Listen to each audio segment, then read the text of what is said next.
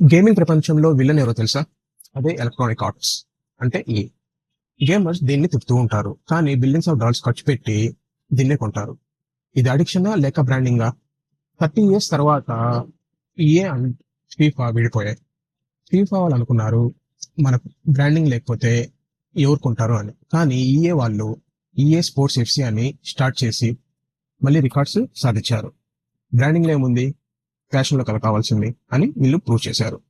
EA అంటే loot box కి care of address. 2025 నుంచి 2026 దాకా కూడా వీళ్ళ అల్టిమేట్ టీమ్ మూడ్ వల్ల బిలియన్స్ ఆఫ్ డాలర్స్ సంపాదిస్తున్నారు.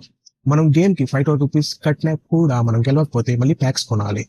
సో చాలా కంట్రీస్ దీన్ని గ్యాంబ్లింగ్ గా డిక్లేర్ చేస్తున్నాయి. ఇప్పుడు ఈఏ మొత్తం ఏఐ జనరేటెడ్ కామెంటరీలోకి మూవ్ అయింది. సో ఇప్పుడు real actors and voice actors jobs పోతున్నాయని పెద్ద గొడవ జరుగుతుంది. టెక్నాలజీ గెలుస్తుందా, హ్యూమన్స్ గెలుస్తారా? కామెంట్ సెక్షన్ లో మెన్షన్ చేయండి. Thanks for watching.